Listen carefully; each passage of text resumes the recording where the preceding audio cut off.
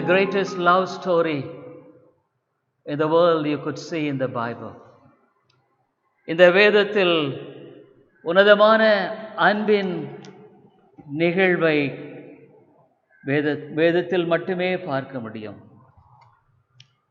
எந்த அளவுக்கு ஒரு மனிதன் தன்னுடைய வாழ்க்கையில இந்த அன்பை தன் பேரில் வைத்திருக்கிற தேவனுடைய அன்பை விளங்கிக் கொள்ளுகிறானோ அந்த அளவுக்கு அவன் இந்த வாழ்க்கையில நிச்சயமாக சந்தோஷமாக இருக்கிறவனாகவே இருக்கிறான். How much a person knows the God's love for him truly will be to that extent he would really be joyful. இந்த உலகத்தில் நம்முடைய வாழ்க்கையினுடைய எல்லா பிரச்சனைகளுக்கு காரணம் இந்த தேவனின் அன்பை அறிய வேண்டிய பிரகாரமாக அறியாமல் இருப்பதே. All the problems and difficulties that we face in this world is because we don't know this God of love as the Bible teaches. Even so-called Christians, how much of unfaith is filled in their hearts. கிறிஸ்தவர்கள் என்று சொல்லப்படுவருடைய இருதயத்திலும் கூட எவ்வளவு அவிசுவாசம் நிரம்பி இருக்கிறது. How much of fear is there in the hearts. அவருடைய இருதயங்களில் எவ்வளவு பயம் இருக்கிறது.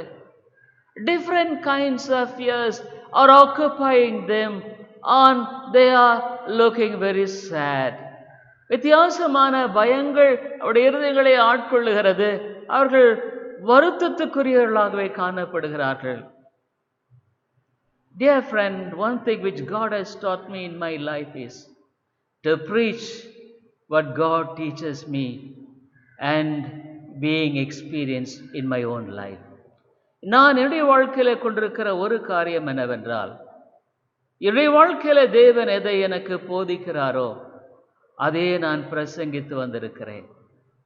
அதை அனுபவிக்கிறவனாகவே நான் இருக்கிறேன். So this morning my heart is filled with the great joy of knowing God's love. இந்த காலையில ஆண்டவருடைய அன்பை அறிந்திருக்கிற மிக உன்னதமான சந்தோஷத்தினால் நிரம்பினவனாகவே பேசுகிறேன். Probably I don't know how far your heart is now this morning. இந்த காலையில உன்னுடைய இருதயம் விதமாக இருக்கிறது என்று எனக்கு தெரியாது. It is not I am a privileged person. நான் ஏதோ விசேஷித்த மனிதன் அல்ல. We are going to see how God is being loving me so much and continue to love me. தேவன் எவ்வளவாக என்னை நேசிக்கிறார் என்பதையும் தொடர்ச்சியாக என்னுடைய வாழ்க்கையில் அவள் நேசிக்கிறார் என்பதை நாம் பார்க்க இருக்கிறோம். இந்த தேவ அன்பின் ஆழத்தை,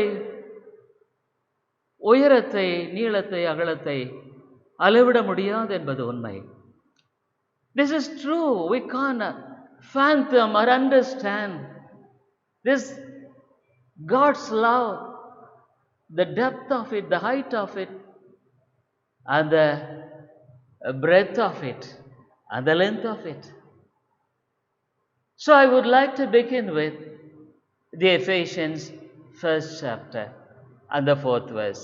எபேசியர் 1வது அதிகாரம் 4வது வசனத்தில் நான் இங்கு ஆரம்பிக்கிறேன். So almost the thing that I am preaching is how much I am being loved by God. It's a personal application for you and me. தேவன் எந்த அளவுக்கு என்னை நேசித்து வருகிறார் என்பதை எனக்கும் உனக்கும் நான் நடைமுறைப்படுத்தி பேசும்படியாக விரும்புகிறேன். How am I being loved by God? தேவனால் நான் எவ்வளவாக நேசிக்கப்பட்டு கொண்டிருக்கிறேன். Ephesians 1st chapter 4th verse. எபேசியர் 1வது அதிகாரம் 4வது வசனம். According as he had chosen us in him before the foundation of the world, that we should be holy and without blame before him in love. தமக்கு முன்பாக நாம் அன்பில் பரிசுத்தமுள்ளவர்களும் குற்றமில்லாதவர்களுமாய் இருப்பதற்கு அவர் உலக தோற்றத்துக்கு முன்னே கிறிஸ்துவுக்குள் நம்மை தெரிந்து கொண்டபடியே. Dear people, the doctrines of grace is an amazing story of love. கிருபையின் சத்தியம் ஒரு அன்பின் உன்னதமான ஒரு நிகழ்வு. அதை கதை என்று சொல்லும் பொழுது இட்ஸ் நாட் a fiction. அது உன்னதமான ஒரு காரியம். How much you really understand these doctrines of grace, you could really understand the love of God. எந்த அளவுக்கு இந்த கிருபையின் சத்தியத்தை நீ அறிந்திருக்கிறாயோ அந்த அளவுக்கு இந்த தேவனின் அன்பை அறிந்திருப்பதே the right way of understanding the doctrines of grace. கிருபையின் சத்தியத்தை தெளிவாய் அறிந்ததை சரியான விதத்தில் அறிந்ததனுடைய அடையாளம்.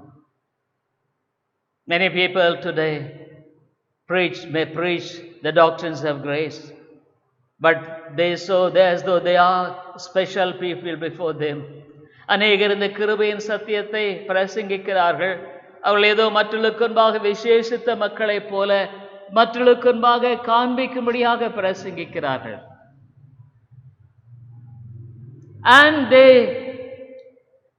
think of the other people that they are being rejected by God as I am being special to him. நான் தேவனுக்கு விசேஷித்தவன், ஆனால் மற்றவர்கள் தேவனால புறக்கணிக்கப்பட்டவர்கள். I tell you, dear friend, this is an attitude which brings havoc for the great wonderful truth of God's grace. தேவனுடைய உன்னதமான இந்த சத்தியமானது, கிருபையின் சத்தியமானது, இதனால தேவனுடைய நாமத்துக்கு அபகீர்த்தியாய் காணப்படுகிறது. I don't know about you this morning. இந்த காலையில் உன்னை பற்றி எனக்கு தெரியாது. Probably you may be a person who knows the doctrines of grace. இந்த கிருபையின் சத்தியத்தை அறிந்த ஒரு நபராக இருக்கலாம். But I tell you, if you are a person who thinks that you are special when comparing with others, I am sure that you are a person who will do more havoc to these doctrines of grace, I am afraid. இந்த கிருபையின் சத்தியத்தை மற்றவர்களுக்கு முன்பாக உன்னுடைய வாழ்க்கையில் தேவனை தெரிந்து கொண்ட விசேஷித்த நபர் என்று காண்பிக்கும்படியான ஒரு விதத்தில் நீ காணப்படுவாயானால் இந்த கிருபையின் சத்தியத்துக்கு உன்னை போல தீங்கு விளைவிக்கக்கூடியவர் ஒருவரும் இல்லை என்று சொல்லுகிறேன். Dear people, I am talking from the heart. இருதயத்திலிருந்து பேசுகிறேன். Because I have seen and I am seeing people around of this attitude. விதமாக என்னை சுற்றி இருக்கிற மக்களின் நிலையினுடைய மனப்பான்மையை நான் அவிதமாக பார்க்கிறதுனால மன வருத்தத்தோடு கூட இதை நான் பேசுகிறேன். Among preachers, பிரசங்கிகளிலும் அதையே தான் நான் பார்க்கிறேங்க. God says, I am being loved. நான் நேசிக்கப்படுகிறேன். How am I being loved? நான் எவ்வளவாக நேசிக்கப்படுகிறேன்? From what time I am being loved? நான் எந்த நாளிலிருந்து, எந்த நிலையிலிருந்து, எந்த காலத்திலிருந்து நான் நேசிக்கப்படுகிறேன்? The Bible says, eternity past. நித்தியமாக. No beginning and no end even to the love with which I am being by God, loved by God. நான் தேவனால் நேசிக்கப்படுகிற இந்த அன்புக்கு ஆரம்பமும் இல்லை, முடிவும் இல்லை. Because God is an eternal being. ஏனென்று கேட்டால் தேவன் தாமே அவர் நித்தியமான தேவன். I don't think that he would have planned his eternal salvation after some time, even in eternity past. நித்தியத்தில் கொஞ்ச காலத்துக்கு பின்பாக தேவன் இந்த ஒரு திட்டத்தை அவர் நினைத்து திட்டமிட்டிருப்பார் நான் நினைக்கல. Because the eternity is eternity.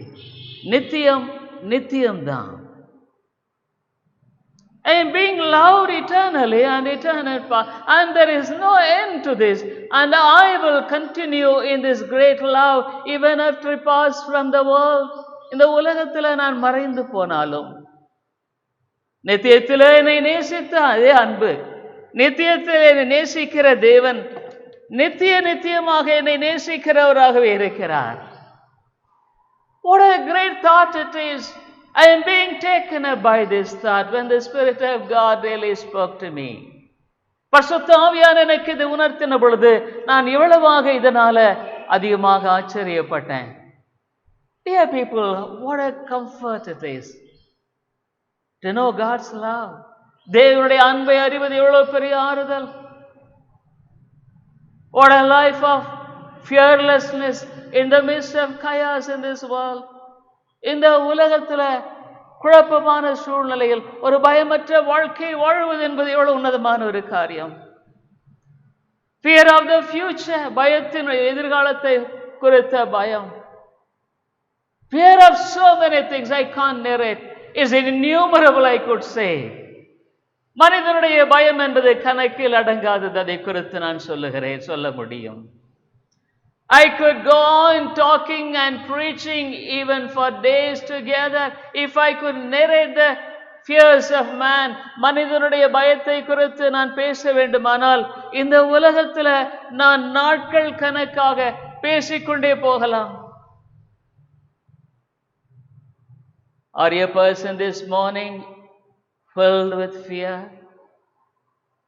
இந்த காலையில பயத்தினால நிரம்பிற ஒரு மனிதனாக இருக்கிறாயா?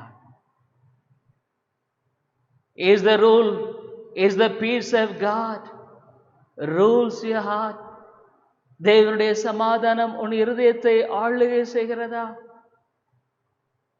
I am sure some of you may be hearing the preaching on God's love continuously.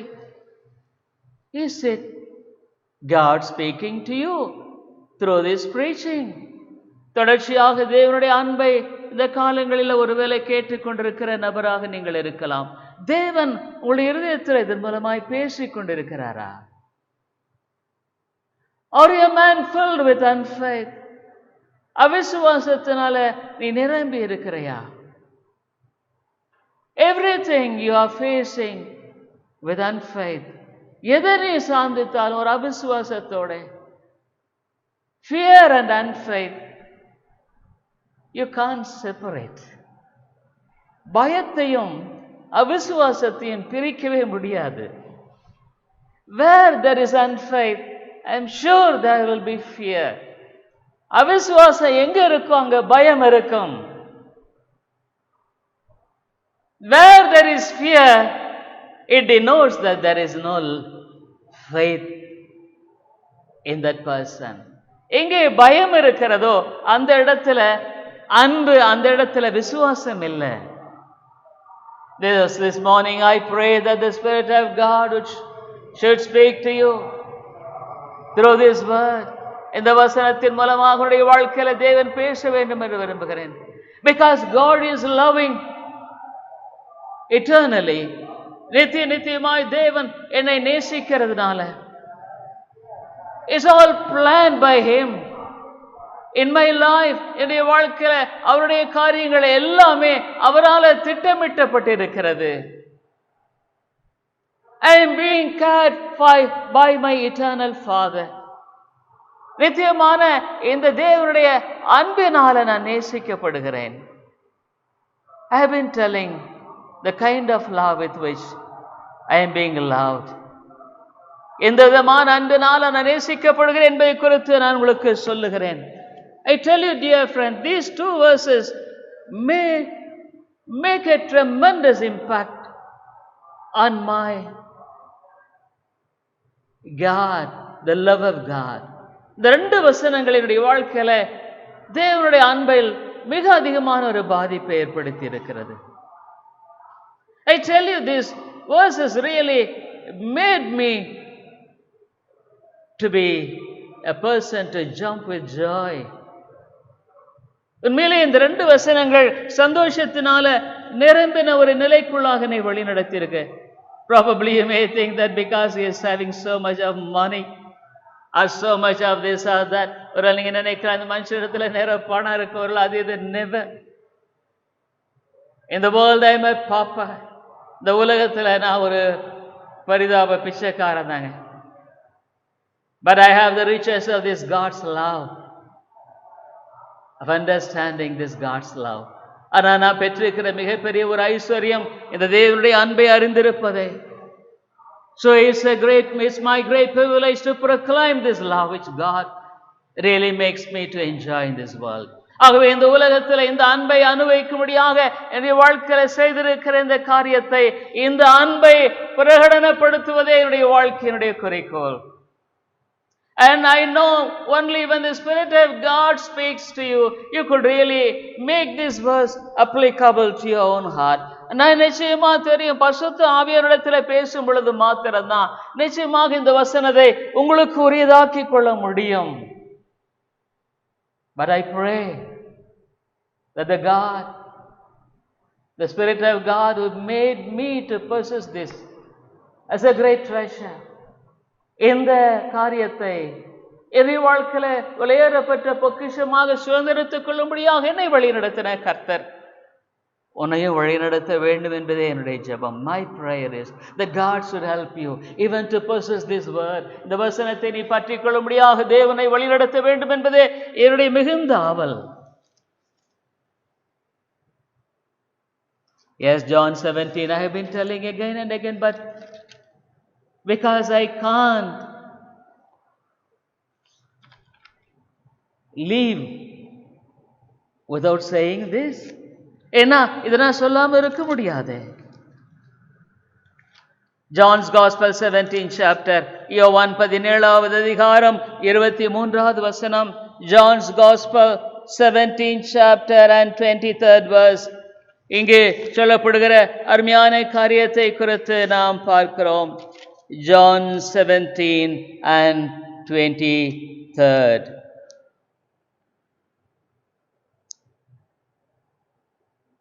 I in them and thou in me, that they may be made perfect in one, that the world may know that thou hast sent me, and hast loved them as thou hast loved me.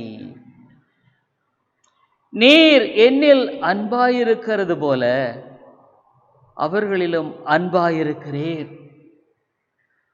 Oh, the quality and standard of God's love is I am being loved with the same love with which the Father loves His Son, Jesus Christ. பிதாவானவர் தம்முடைய ஒரே பேரான குமாரனை இயேசுவை நேசிக்கிறாரே, அதே அன்பினால் என்னை நேசிக்கிறேன்னு சொல்றார். There is not even a single fraction of it being diminished. அல்ல ஒரு சின்ன இம்மியும் குறையலையே. If I could believe that love truly, how could I mistrust my God? நான் அந்த அன்பை உண்மையாக விசுவாசிப்பேனானால் நான் எப்படி தேவனை நம்பாமல் இருக்க முடியும்? How could I mistrust by that great love? அந்த அன்பை நான் எப்படி சந்தேகிக்க முடியும்? There are questions in the Bible many times. Even when you turn to Romans, that 18th chapter, how God raises up questions in proving God's love. ரோமர் 8வது அதிகாரத்திலே ஆண்டவர் தம்முடைய அன்பை வெளிப்படுத்துகிற வேளையில், and the love which a saint has got for his God, ஒரு பரிசுத்தவான் தன்னுடைய தேவன் பேரிலே கொண்டிருக்கிற அன்பை குறித்து பேசும் பொழுது, three sets of questions which are being asked. Probably you can see in Romans 8th chapter at the later part. ரோமர் 8வது அதிகார பின்னால பகுதியில் நீங்க பார்க்கலாம். What a great bondage of love between a saint and a God. தேவனுக்கும் ஒரு பரிசுத்தவானுக்கும் இடையில் இருக்கிற அன்பின் பிணைப்பு. What a great bondage of love between His Son. Not, I am not mentioning the Lord Jesus Christ.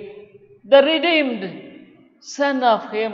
அவருடைய மீட்கப்பட்ட குமாரனுக்கும் அவருக்கும் இடையில் இருக்கிற அன்பு எவ்வளவு ஒரு பெரிதான அன்பு இது. Is there anything that could really separate in the world? இந்த உலகத்தில் ஏதாகிலும் அது பிரிக்க முடியுமா? That is the question with which He raises up boldly in 8th chapter Romans. ரோமர் 8வது அதிகாரத்தில் ஆகவே தான் இந்த கேள்வியை மிக தைரியத்தோடு கூட பவுல் போதிக்கிறார். அதனாலே this love, the Father loves me as he is loving the Lord Jesus Christ. இயேசு கிறிஸ்துவை நேசிப்பதை போலவே என்னை அவர் நேசிக்கிறார். I pray that this truth should sink deep in your heart. இந்த சத்தியம் உங்களுடைய இருதயத்தின் ஆழத்தில் செல்ல வேண்டும் என்று நான் ஜெபிக்கிறேன்.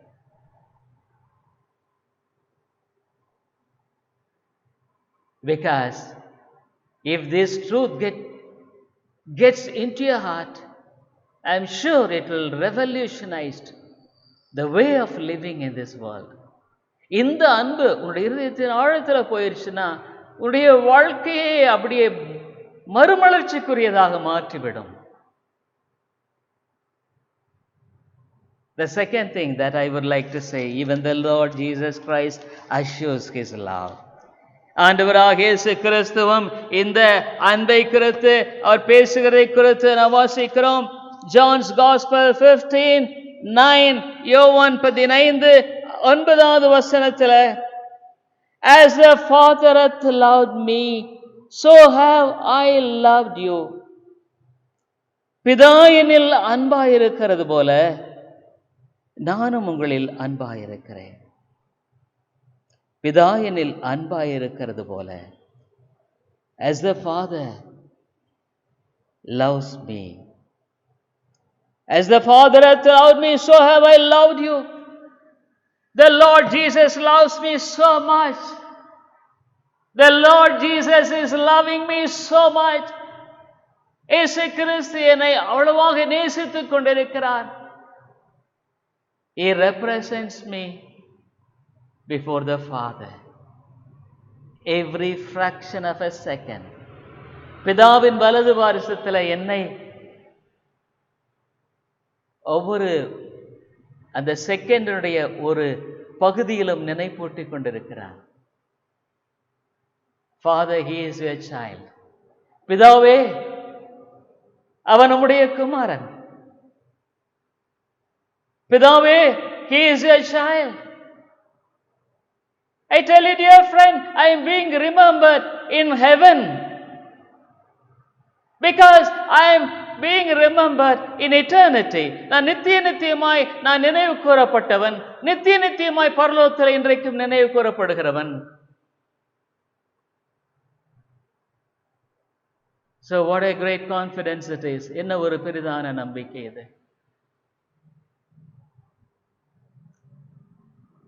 The Holy Spirit of God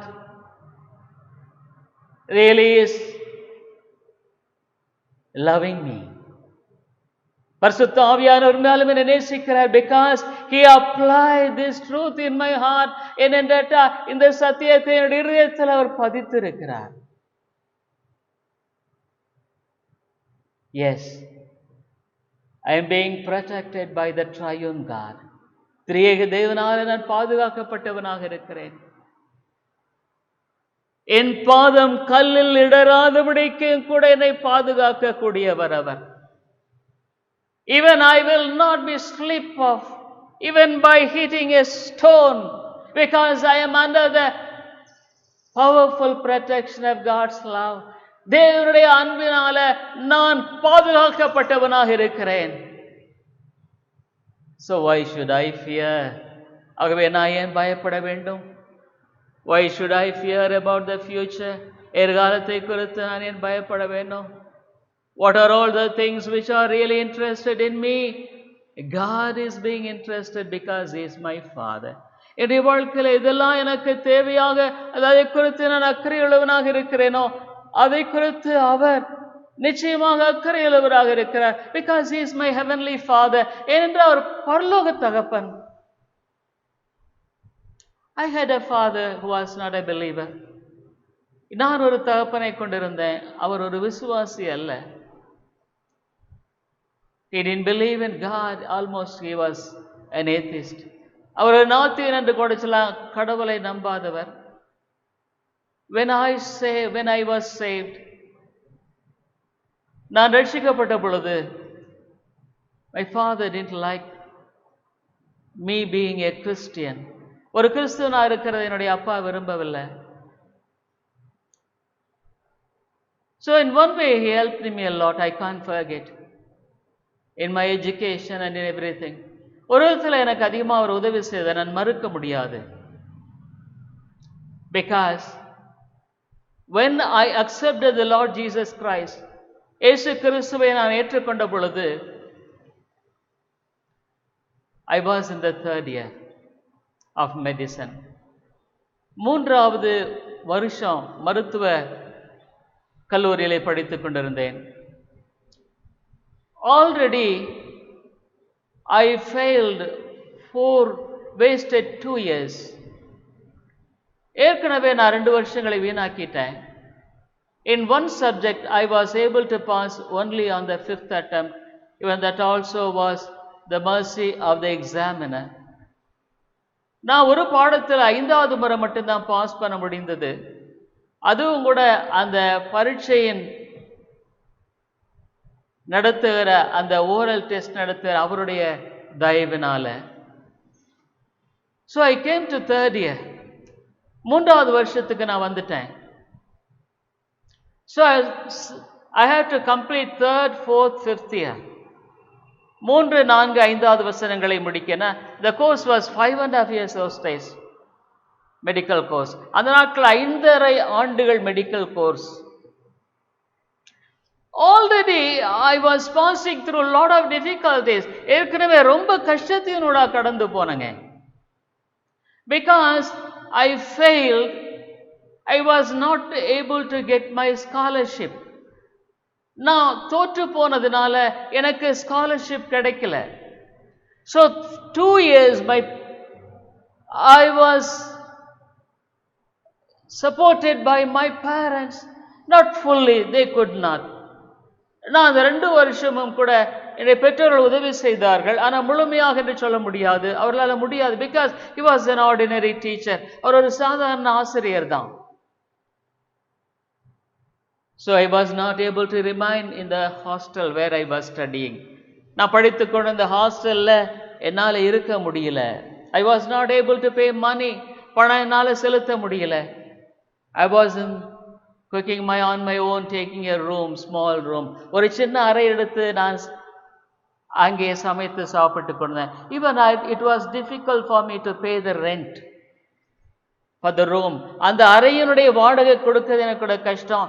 So a small place was given to me in the church where I was going. ஆகவே அந்த போய் கொண்டிருந்த அந்த சபையில ஒரு சின்ன வீடு தான் அது. அதுல ஒரு சின்ன இடம் எனக்கு கொடுக்கப்பட்டது. Many times I was starving. அநேக சமயங்களில் பட்டினி. In that situation I came to 3rd year.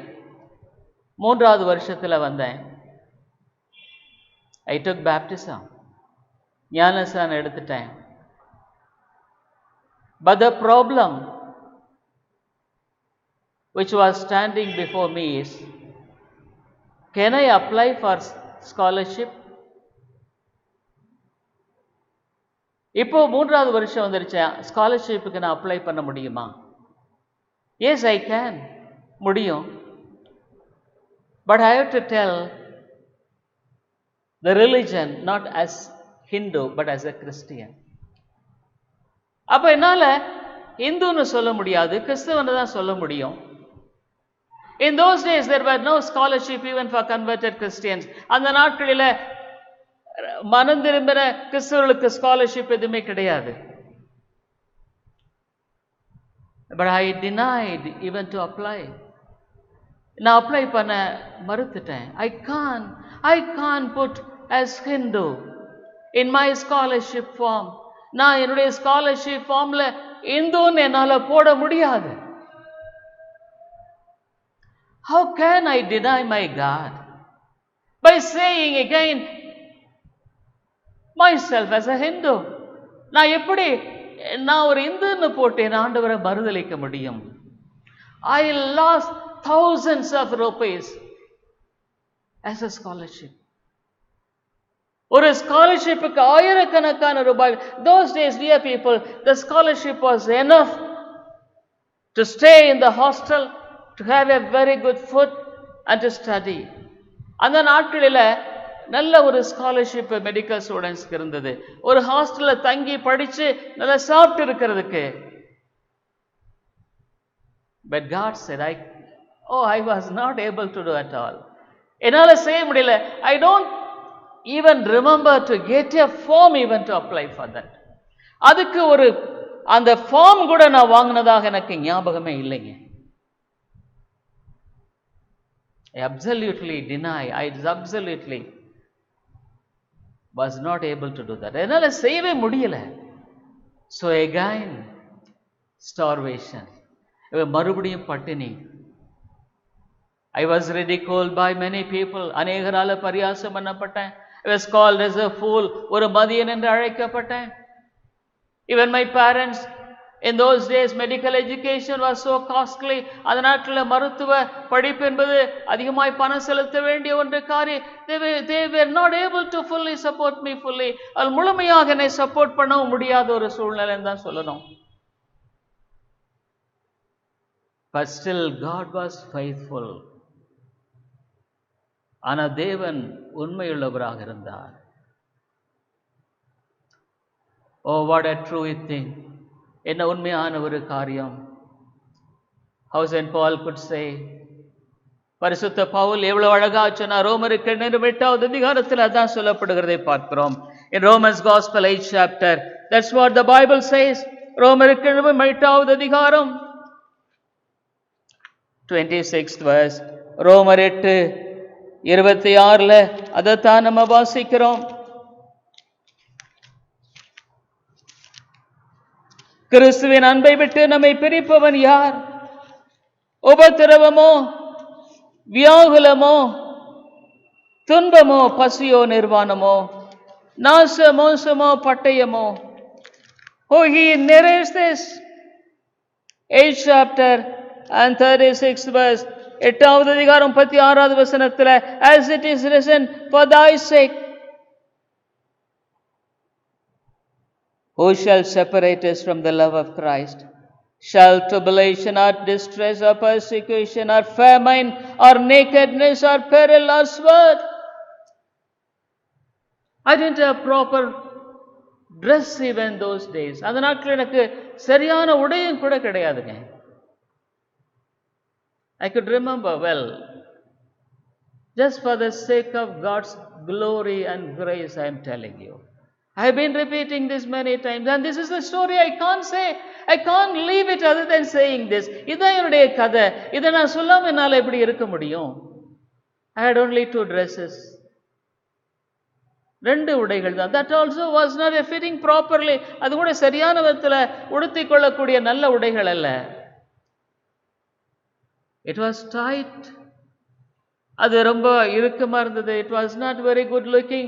நல்லா பார்க்கிறதுக்கு நல்ல உடலை. But I gladly accepted for the sake of God's love.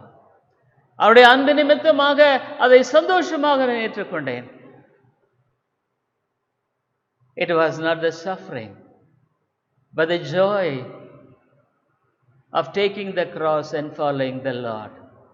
அது பாடு என்பதல்ல, ஆனால் சிலுவை எடுத்துக்கொண்டு பின்பற்றுகிற காரியத்தில் இருக்கிற சந்தோஷம்.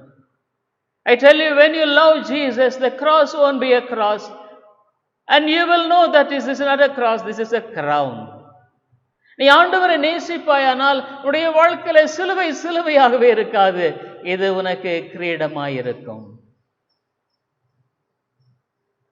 It's truly a cross, but for you it is not a cross. அது உண்மையிலே சிலுவை தான், ஆனா அது உனக்கு சிலுவை அல்ல, உனக்கு அது கிரீடம்.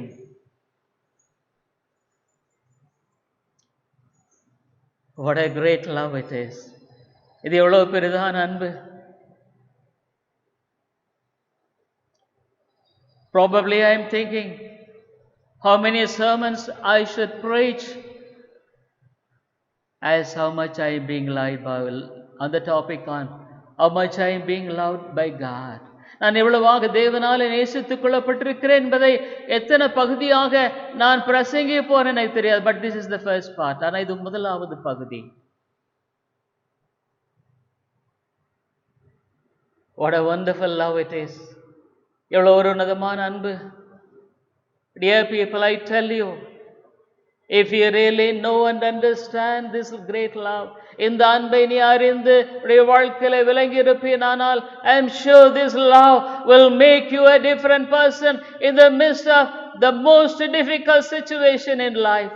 உடைய வாழ்க்கையில மிக கஷ்டமான காலத்திலும் கூட இந்த அன்பை உன்னை வேறொரு மனிதனாக மாற்றி விடுங்க. You will be a different person. நீ ஒரு வித்தியாசமான நபராக இருப்பாய். You will speak as a different person. வித்தியாசமான ஒரு நபராய் காணப்படுவாய்.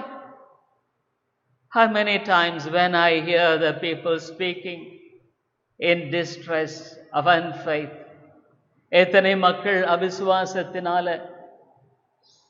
மனக்கலக்கத்தினால பேசும் பொழுது, dear people, I pray, oh God, reveal thyself.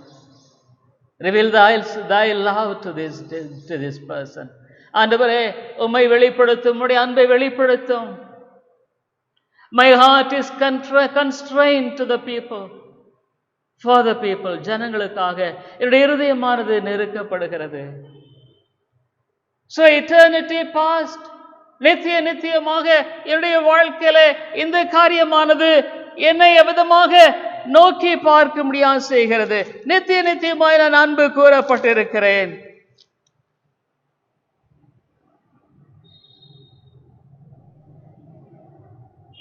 என்ன ஒரு அருமையான ஒரு காரியம் இல்லைங்களா? What a great love it is. எவ்வளவு ஒரு பெரிய அன்பு என்பதை சிந்தித்து பாருங்கள். It is amazing. எவ்வளவு ஆச்சரியமானதை குறித்து எண்ணி பார்க்கும் பொழுது ஆண்டவர் சொல்றாரு, I tell you, every child of God is a child of love. ஒவ்வொரு தேவனுடைய பிள்ளையுமே ஒரு அன்பின் பிள்ளை. என்ன அவர் இந்த இடத்துல அவர் சொல்லி இருக்கிற இந்த காரியம் ரொம்ப ஆழமாக இருக்கிறது. This morning I really filled my sermon notes with so many references. இந்த காலையில என்னுடைய sermon நோட்டை நிறைய ரெஃபரன்ஸ் வச்சு நான் கொண்டாந்துருக்கிறேன். But I don't think that I could go to them fully. அதுக்கு நான் முழுமையா போக முடியும்னு என்னால் நினைக்க முடியல. Because this verse itself has got its riches in this. ஏன்னா இந்த வசனமே இதில் அவ்வளோ ஒரு பெரிய ஐஸ்வர்யத்தை கொண்டதாக இருக்கிறது.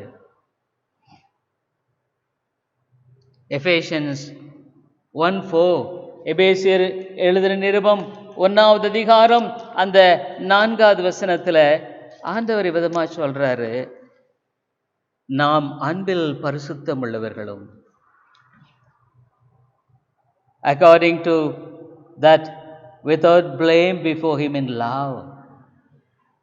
So every child of God is being chosen in the world by God to enjoy God's love and to exhibit God's love.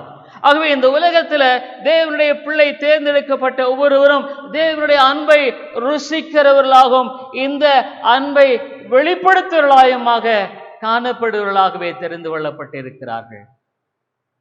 That is the word, the meaning of that verse. அந்த வசனத்தினுடைய அர்த்தம் அதுதான், அன்பில் பரிசுத்தம் உள்ளவர்கள். What is it? அன்பில் போய் நான் எப்படி without blameless அப்படின்னா என்னன்னா, அந்த அன்பு குற்றமற்றது. The God's love is blameless. அவனுடைய அன்பு குற்றமற்றது. As a man, as a carnal man, really speaking, it is impossible for me to exhibit love. நான் ஒரு ஜென்ம சுபாவமான மனுஷனா இந்த அன்பை வெளிப்படுத்துவது என்பது என்னால கூடாத காரியம்.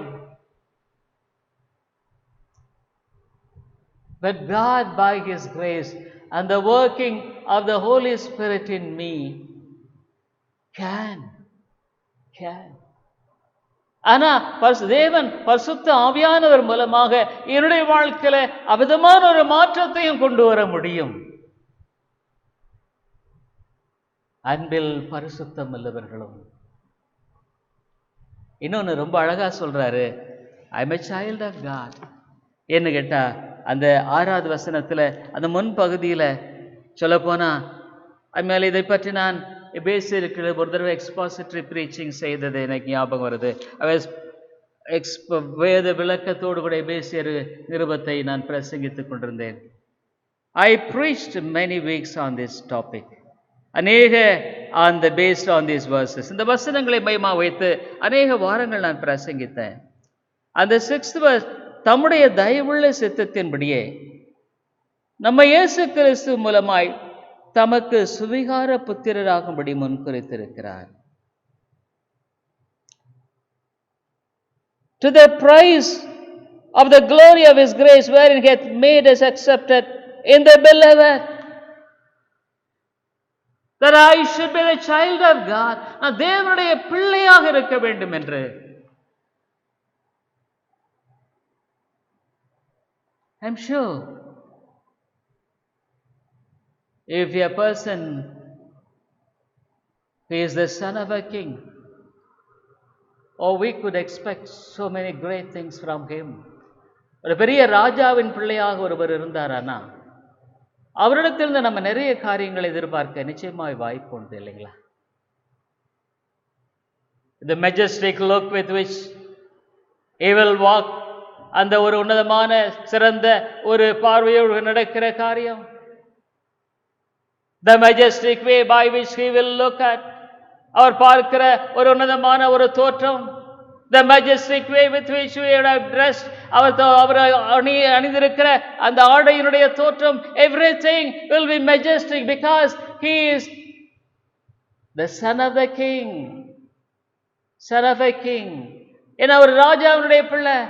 So if I am being a child of God, நான் ஆண்டவருடைய பிள்ளையாக இருப்பேனானால் how much more the majestic way by which I should be. நான் எவ்வளவு உயரமான உன்னதமான ஒரு அன்பினுடைய அளவில் நான் வாசிக்க வாழுகிறவனாய் காணப்பட வேண்டும் இல்லையா? It's absolutely impossible for me. எனக்கு அது முற்றிலும் முடியாத ஒரு காரியம். But God made it possible by his grace. அவருடைய கிருபையினால் அதை அவர் செய்திருக்கிறார். ஆகவேதான் ரொம்ப அழகாக சொல்லியிருக்கிறார், என்ன கிறிஸ்துவுக்குள் தெரிந்து கொண்டவர், even before the foundation of the world, உலகம் ஸ்தாபிக்கு முன்பாகவே என்னை தெரிந்து கொண்டவர். அவருடைய உயரிய நோக்கங்களெல்லாம் நம்ம பார்க்கும் பொழுது அந்த 5வது வசனத்துல எபேசியன்ஸ் 1:5 அவர் சொல்றாரு, பிரியமானவருக்குள் தாம் நமக்கு தந்தருளின அன்பின் மகிமைக்கு புகழ்ச்சியாக.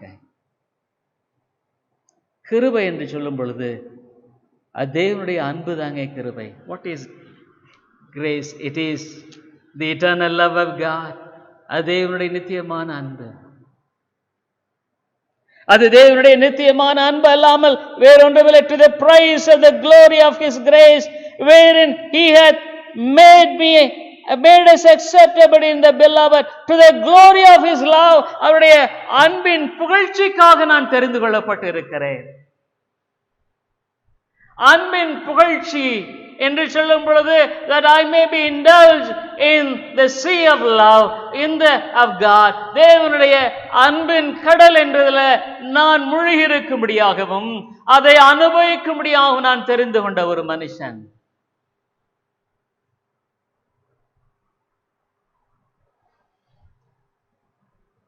And to exhibit this love before others because I represent my God in this world. ஏன்னா இந்த உலகத்துல நான் இந்த தேவனை பிரதிபலிக்கிறவனாக இருக்கிறேன். God is love. But for that he can't act in any other way.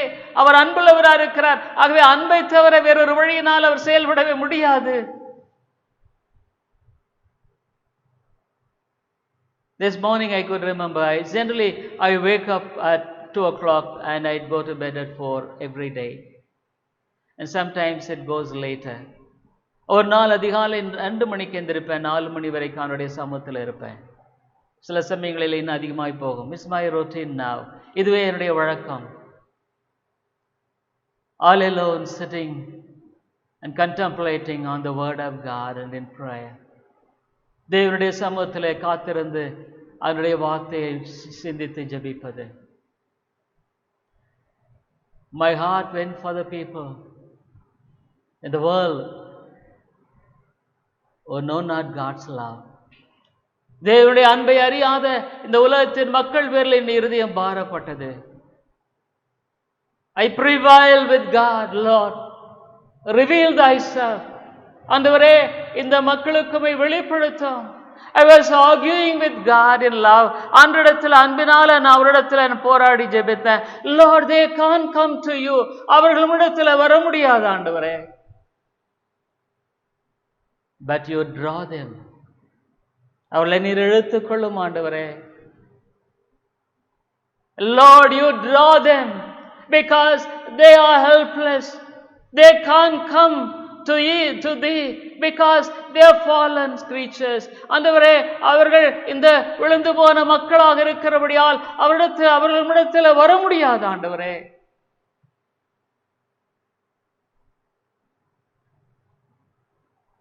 So come, oh Lord, draw them. This was my main prayer theme this morning. இந்த காலையில் என்னுடைய ஜெபத்தினுடைய முக்கியமான தலைப்பு எதுவாக இருந்தது? I was praying for my loved ones. எனக்கு நெருக்கமானவர்கள். In for the other people, அதற்காக கூட ஜெபித்த மற்றவர்களுக்காக. Because I can't. We are going to come in the evening. திரும்ப ஈவினிங் மாலையில் வர போறோம். The love of God is completely different from the love of man. மனிதருடைய அன்பை விட தேவனுடைய அன்பு வித்தியாசமானது. I can't hate anybody in this world. இந்த உலகத்தில் யாரையுமே நான் வெறுக்க முடியாது. I can't have a single heart feeling against any brother or sister in this world. இந்த ஒரு சகோதர சகோதரிக்கு எதிராக ஒரு கடினமான ஒரு என்ன உணர்வு என்னுடைய வாழ்க்கையில் என்னால் வைக்க முடியாது. How can I? நான் எப்படி நான் செய்ய முடியும்? Because God loved me as such when I was indulging in all my sinful way of living. ஏன்னா என்னுடைய வாழ்க்கையில பாவத்துல அப்படியே முழுகி போயிருந்த நேரத்துல a hater of God was being loved.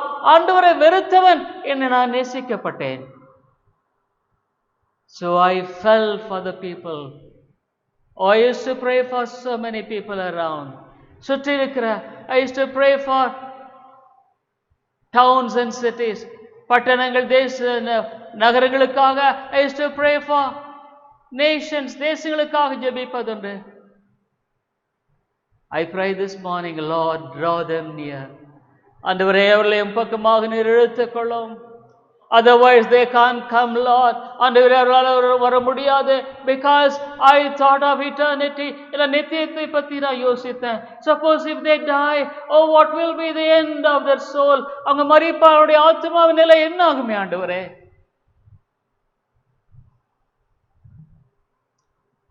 They will be lost eternally. நித்தியமாய் இழக்கப்பட்டு போயிருவாங்களே. Oh God, I could not even imagine. அந்த நினைச்சு கூட பார்க்க முடியல.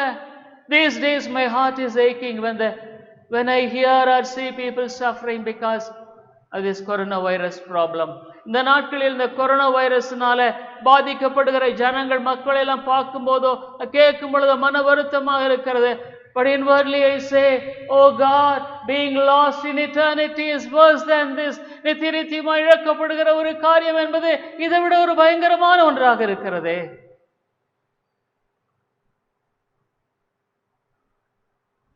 Dear people, even this coronavirus sufferings made me always, when I think about the sufferings of this coronavirus, the coronavirus உடைய அந்த பாடை நினைக்கும் பொழுது I think of the eternal suffering in eternity of the last. இழக்கப்பட்டு போன மக்களுடைய நித்தியமான பாடுகள், ஐயோ பயங்கரத்தை நான் நினைக்கிறேன். So it makes me to intensify my prayer. இது என்னுடைய ஜெபத்தை அதிகமாய் பாதிக்கிறது, அதிகமாய் ஊக்கத்தோடு ஜெபிக்க செய்கிறது. It's time for me to close. Let's continue in the evening. முடிக்க வேண்டிய நேரம் ஆயிடுச்சு. மாலையில் தொடருவோம், செபிப்போம். கிருபை நல்ல ஆண்டவரே, தர்மையான மாலை காலை வேளைக்காய் உமக்கு ஸ்தோத்திரம். நம்முடைய அன்பு தீர்க்கப்பட முடியாத அன்பு. ஓ காட், ஆண்டவரே நீர் பேசும். பரிசுத்த ஆவியானவரே நீர் கிருபையாய் பேசும். இயேசுவின் நாமத்தில் ஜெபிக்கிறேன் நல்ல பிதாவே, ஆமென்.